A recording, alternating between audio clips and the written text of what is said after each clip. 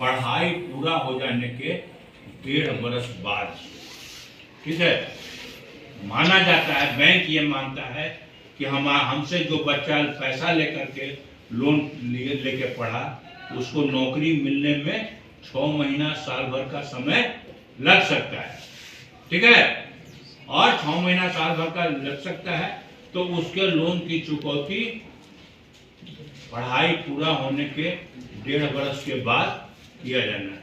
और ये सुविधा सभी बैंकों में सब जगह, ठीक है। और ये तो खैर कुछ बातें हमने बता दी, लेकिन मैं ये सारी चीजों के साथ जो मोस्ट इम्पॉर्टेंट चीज है कि हर बच्चे के लिए एक बहुत जरूरी चीज है कि हर बच्चा अपने बेसिक फंडामेंटल जो कोर्स वो पढ़ना चाहता है उसको तो पढ़े ही, साथ साथ उसमें कुछ क्रिएटिविटी भी होनी चाहिए। मैडम क्लॉडिया को ऐसे बच्चे भी चाहिए जो इनके लिए रेडियो वार्ता लिख सके, है ना। और वो जानकारी आज की तारीख में सूचना कोई चीज नहीं है, सूचना आज के जमाने में। मैं एक बात बताता हूँ तुम लोग को, जैसे ये फोन है, इसमें मैं जाता हूँ गूगल में, मैं सर्च करता हूँ आज 11 जनवरी, 11 जनवरी, सिर्फ 11 जनवरी लिख दें और गूगल को क्लिक करें तो बताता है कि 11 जनवरी को पिछले 300-400 साल के इतिहास में 11 जनवरी को कौन कौन प्रमुख घटनाएं घटी हैं, 11 जनवरी को किस किस प्रमुख व्यक्ति का जन्म हुआ है, 11 जनवरी को किस किस प्रमुख व्यक्ति की मृत्यु हुई है, बताता है। जिस व्यक्ति के बारे में हमारी दिलचस्पी हो, फिर गूगल में उस आदमी का नाम खोलो, देखोगे कि उस आदमी के बारे में दुनिया भर की जानकारी मिल जाएगी, और उसके बारे में जानकारी मिल जाएगी तो आप उनके बारे में एक बढ़िया लेख लिख सकते हो। आप किसी भी विषय के विद्यार्थी हो, लेकिन आप अपने अंदर में एक क्रिएटिविटी भी रखिए और उस क्रिएटिविटी का उपयोग समाज के लिए जरूर कीजिए। उससे भी ज्यादा इम्पोर्टेंट चीज है, बहुत एक हम लोग जब पढ़ते थे स्कूलों में तो कबीर की एक पंक्ति हम लोग पढ़ते थे, बड़ा हुआ तो क्या हुआ, जैसे पेड़ खजूर, पंथी को छाया नहीं, फल लागे, ठीक है ना। तो तुम लोग में से अगर कोई बच्चा इंजीनियर हो गया, अपने समाज के लिए वो उपयोगी नहीं रहा, तो वो किसी काम का नहीं है। हर बच्चे के लिए जरूरी है कि वो सब सुसंस्कृत, जिम्मेवार, जिम्मेदार, जवाबदेह नागरिक भी बने, है ना, व्यक्ति के तौर पर। और वो अगर वो व्यक्ति अगर सही अच्छा आदमी नहीं बन पाया तो वो समाज के लिए उपयोगी नहीं है, और वैसे लोगों के लिए ज्ञान का कोई मतलब नहीं। मैं एक बार फिर से कहता हूँ कि आप चाहे जीवन में जो भी क्वालिफिकेशन आप ऑब्टेन कीजिए, वो क्वालिफिकेशन जरूर ऑब्टेन कीजिए, लेकिन उसके साथ साथ आप सब सुसंस्कृत जिम्मेवार नागरिक बनिए। आप अपने भीतर कोई क्रिएटिविटी रखिए। वो आखिर कोई तो वो फोटोग्राफ्स बनाया होगा, वो नेचुरल सीन की या तो पेंटिंग होगी या फिर फोटोग्राफी होगी। अगर पेंटिंग है तो वो कोई उसको बनाया होगा, रंगा होगा, और अगर फोटोग्राफी है तो किसी ने खींचा होगा। तो ये दोनों की समझ वाला भी तो कोई आदमी होगा, कोई आदमी। लता मंगेशकर अगर गाती थी, आरती तो सबको गानी है और स्कूल में प्रेयर होना है प्रतिदिन, तो कोई ना कोई गाने वाला भी होना चाहिए, कोई ना कोई ढोलक बजाने वाला होना चाहिए, कोई ना कोई तबला बजाने वाला होना चाहिए। तो अगर सिर्फ और सिर्फ हम तो आए हैं यहाँ पर, सिस्टर का हम देखा है, बच्चे दौड़ रेस करवाती हैं सिस्टर। जब पिछला बार जो एनुअल डे फंक्शन हुआ था, हमको लगता है 2019 का, 2019 वाले एनुअल डे फंक्शन में मैं शामिल हुआ था, आज 4 साल हो गया, है ना। तो अपने अंदर वो क्रिएटिविटी भी जरूर रखिए, और वो क्रिएटिविटी आपको समाज के लिए अच्छा व्यक्ति साबित होने में मदद करेगी। ठीक है, ये सारी बातें तो मैं यूं ही प्रवचन दे रहा था। मैं चाहता हूं कि तुम लोग के मन में कोई सवाल हो तो वो पूछो। चलो कोई बोलो, किसी के मन में कोई सवाल? हाँ बोलो। आकाशवाणी में कैसे क्या बोले? हाँ, आकाशवाणी में कैसे मैडम बताएंगी।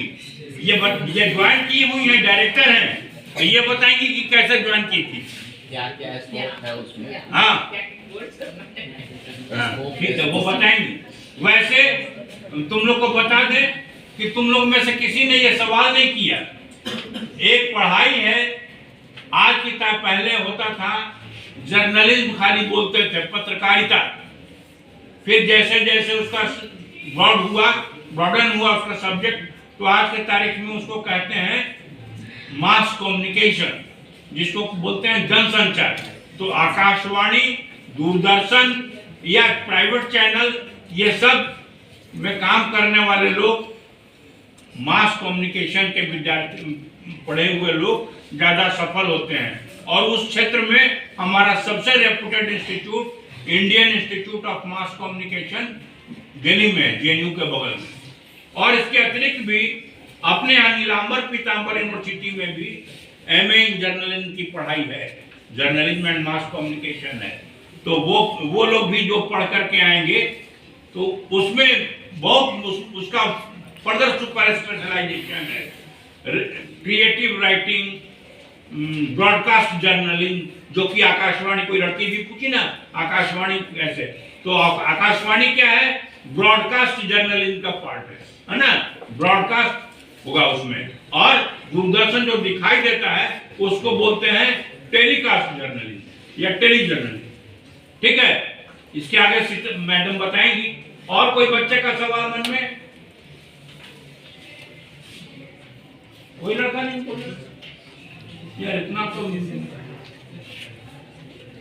बिना सवाल के कोई बोलने वाला चला जाए तब तो ये बैंक मैनेजर। यस, देखो बैंक मैनेजर में हम तुमको बता रहे हैं कि +2 के बाद से बहुत तरह की पढ़ाई है। हमारा बड़ा बेटा जो है, एक बहुत सस्ती पढ़ाई के बारे में चर्चा हम नहीं कर पाए, बहुत इंपॉर्टेंट सवाल कि हमारे यहाँ पूरे हिंदुस्तान में भी नहीं, पूरी दुनिया का सबसे ज्यादा विद्यार्थी वाला university Indira Gandhi national open university है, इंदिरा गांधी मुक्त विश्वविद्यालय।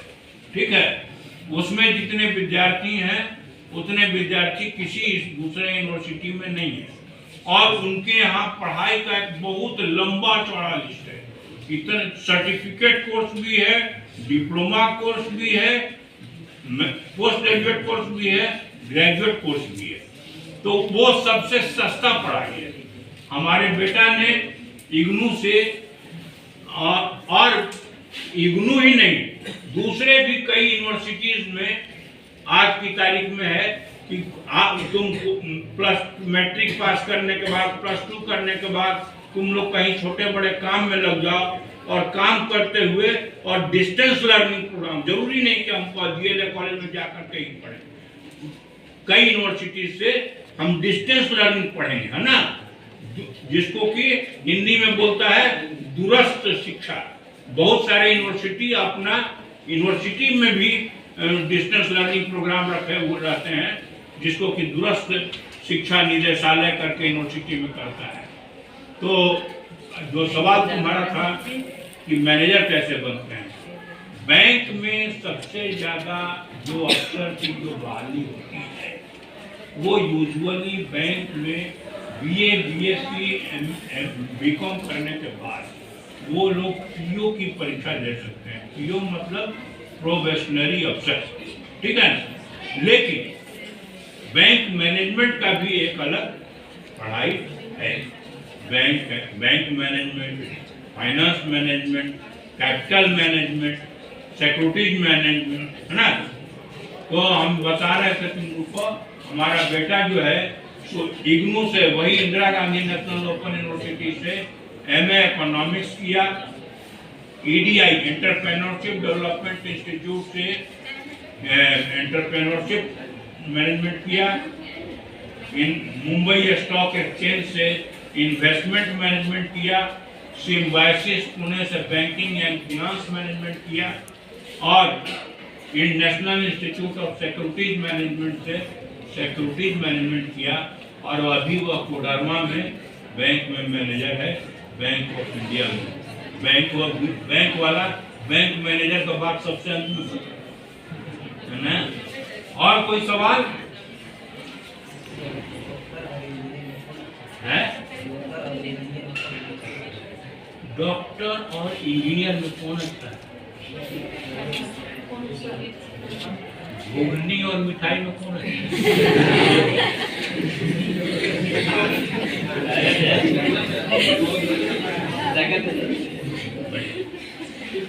घुगनी का टेस्ट अलग है, मिठाई का टेस्ट अलग है, दोनों का कोई बराबरी नहीं। जिसको जो पसंद है वो है ना, ठीक है। तुमको क्या अच्छा लगता है वो, ठीक है ना। दोनों में कोई अच्छा और कोई बुरा नहीं है। तुम्हारे गांव में जितने लोग हैं सब लोग सबसे ज्यादा खेती करते हैं। तो खेती में कोई नहीं पूछा कि खेती कैसे करेंगे। खेती के लिए भी आज की तारीख में बहुत सारे छोटे छोटे डिप्लोमा कोर्सेज हैं। उसके अलावा हमारे यहाँ ये मतलब बिरसा एग्रीकल्चर यूनिवर्सिटी है जहाँ एग्रीकल्चर की पढ़ाई होती है, वेटनरी की पढ़ाई होती है, मवेशी के इलाज के लिए है ना, पशु चिकित्सा उसको बोलते हैं ना, वेटनरी साइंस। तो उसके लिए बिरसा रांची में कांके में वेटनरी कॉलेज है, एग्रीकल्चर कॉलेज है। उसमें आगे भी लोग BSc एग्रीकल्चर के आगे MSc एग्रीकल्चर पढ़ते हैं। MSc एग्रीकल्चर से भी आगे रिसर्च है। तुम्हारे यहाँ बगल में डाल्टनगंज के बगल में चियाकी में बिरसा एग्रीकल्चर यूनिवर्सिटी का कृषि विज्ञान केंद्र है, जहाँ पर कि संतरा पर बहुत रिसर्च हुआ है और अमरूद पर बहुत रिसर्च हुआ है। मालूम है तुमको? कभी जाके देखो, बगल में तुम्हारे साइकिल से जा सकते हो, ठीक है, जाने का जगह। और बोलो कोई सवाल?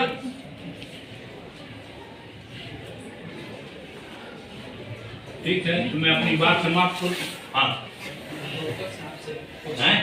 डॉक्टर साहब बोलो। जैसे हम लोग हिंदी मीडियम के स्टूडेंट हैं, हम में से बहुत ऐसे भी स्टूडेंट होंगे जो नीट क्रैक करके MBBS करना चाहते हैं, ठीक है। तो नीट क्रैक करने के लिए क्या हिंदी मीडियम से जो क्लास किए हुए, तो क्या उनके लिए डिस्टर्बेंस भी हो सकता है?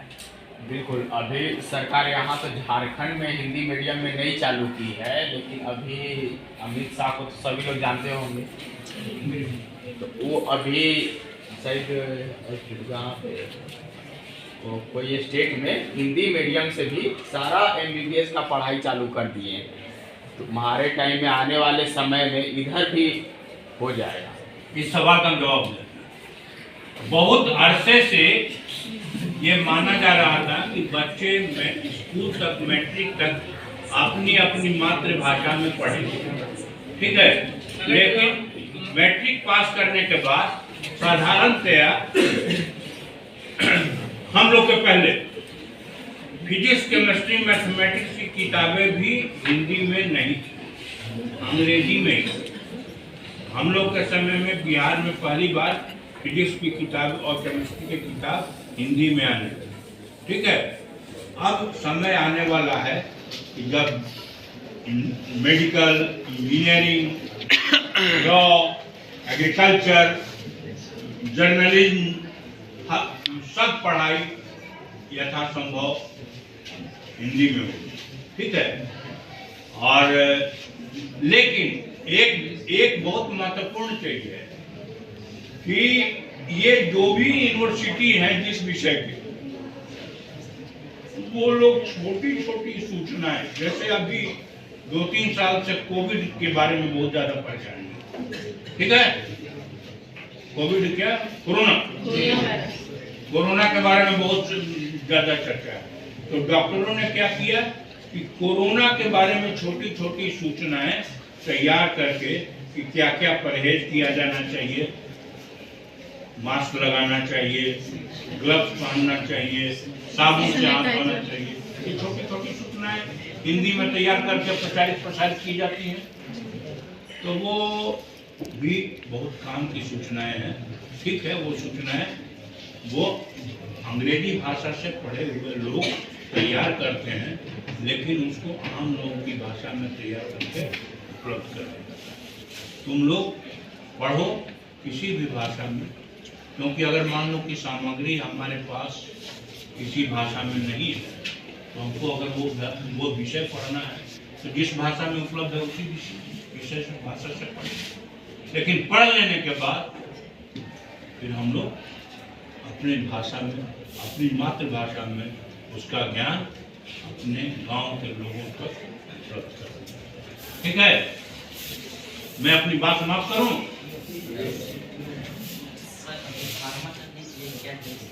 Pharma diploma in pharmacy, D pharma जो है, जैसे हमने तुमसे बताया मेडिकल इंजीनियरिंग के बारे में, उसी तरह एक सब्जेक्ट है फार्मेसी।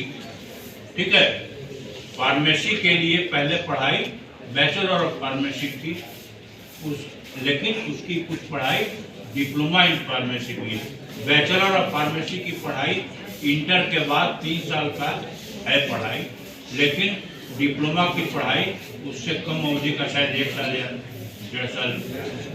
तो वो पढ़ाई को कहते हैं डिप्लोमा इन फार्मेसी, और उससे भी आज के तारीख में मैट्रिक के लेवल से ही उसको पारा मेडिकल देखो पढ़ाई है ना, वो मेडिकल नहीं है, पारा मेडिकल।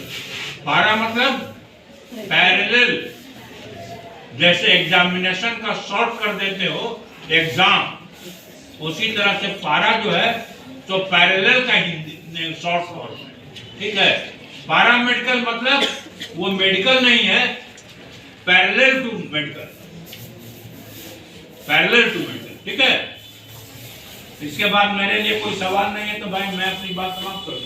आप बोलो। तो मैं लॉयर करना चाहती हूँ, उसके लिए क्या करना चाहती है? मैं लॉयर बनना चाहती हूँ। लॉयर। तो लॉयर के बारे में आप तुमको बताइए, बैठो। मुझे किस सब्जेक्ट में ज्यादा इंटरेस्ट? मैं बताता हूँ, बैठो। लॉ के लिए सबसे इम्पोर्टेंट है नेशनल लॉ यूनिवर्सिटी। ठीक है, उसके लिए +2 के बाद एक कंपटीशन होता है, और पहले लॉ की पढ़ाई यूजुअल यही थी कि जो लोग BA, BSc, BCom हो जाते थे, उसके बाद वो 3 साल का LLB की पढ़ाई करते थे। अपने डाल्टनगंज में बहुत पुराना है भीष्म नारायण सिंह लॉ कॉलेज। ठीक है, भीष्म नारायण सिंह लॉ कॉलेज अपने डाल्टनगंज में कम से कम 40 साल पुराना है। 1982 में मैं परीक्षा देने आया था, उस समय भी यहाँ भीष्म नारायण सिंह लॉ कॉलेज था। ठीक है, तो लॉ करने के लिए पुरानी पढ़ाई का तरीका है कि BA, BSc, BCom करने के बाद लॉ में एडमिशन लिया जाता है। लेकिन आज की तारीख में अगर बड़े पढ़ाई की बात करोगे तो +2 के बाद नेशनल लॉ यूनिवर्सिटी में 5 साल का कोर्स है, और वो 5 साल के कोर्स किए हुए बच्चे बहुत हाईएस्ट सैलरी पेड पर्सन होते हैं। तो नेशनल लॉ यूनिवर्सिटी से तुम लोग ग्रेजुएशन करो, पोस्ट ग्रेजुएशन करो। ठीक है, +2 के बाद वो पढ़ाई। अच्छा, उसके अतिरिक्त जैसे पारा मेडिकल में पूछा, उसी तरह आजकल पारा लीगल भी है ना, वो भी एक पढ़ाई है, पारा लीगल एड। और उससे मिलता जुलता सब्जेक्ट ह्यूमन राइट्स में भी है ना, और भी कई कॉर्पोरेट लॉज हैं, कई अलग अलग पढ़ाई है। एनीथिंग मोर हैं? जोर से बोलो। सीओ जो अपने वीडियो सीओ होता है।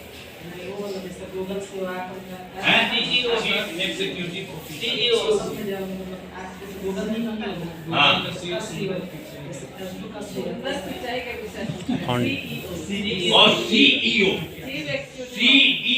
जो है वो शब्द है चीफ एग्जीक्यूटिव ऑफिसर। तो अलग अलग क्षेत्र में जो लोग काम, जैसे तुम्हारे सामने बैठी हुई हैं क्लाउडिया मैडम, ये आकाशवाणी डाल्टनगंज के लिए डायरेक्टर, बोले हम तुमको, ये डाल्टनगंज के लिए चीफ एग्जीक्यूटिव ऑफिसर, ठीक है। हम अपने ब्रांच में बैठते हैं बैंक के, तो हम ब्रांच मैनेजर हैं या ब्रांच के लेवल के सीईओ हैं। और वैसे बड़े बड़े बैंकों में भी, जैसे मानो कि स्टेट बैंक के चेयरमैन का नाम तो अभी तत्काल हमारे दिमाग पर नहीं आ रहा है, लेकिन वो लोग यूजुअली जो हमने बताया कि बैंक में पीओ होने प्रोफेशनली अफसर लोग होते हैं, वही लोग प्रमोशन पा करके अपने बैंक के चेयरमैन भी बनते हैं, और वो चेयरमैन ही जो पद है वो सीईओ है, ठीक है, chief executive officer. Okay, and anything और? अब तो दूरदर्शन में कैसे बनता है? चुप उतरिए, टीवी के मुंह से चल रहा तो हटाते ही। हाँ।